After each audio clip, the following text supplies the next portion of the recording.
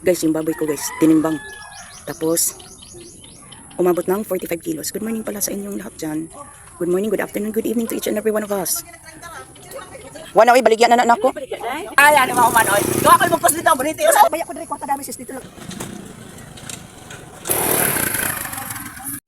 Nabisi na kami guys kasi ibibenta ko na yung baboy ko, natimbang na. Kaso nakalabas sa sako guys, kaya ito, nakikita nyo, binabalik nila sa sister-in-law ko at ng asawa ko ang baboy. Pero sa awa naman ng Diyos guys, naibenta ko naman, nagkapera naman ako. Kaya salamat sa inyong panonood. Bye! Sikat na. So, yan na lang. Oh, masarap ka hibot. Basta kayo magunitan ni mong tiil. Isa? Sige lang yun.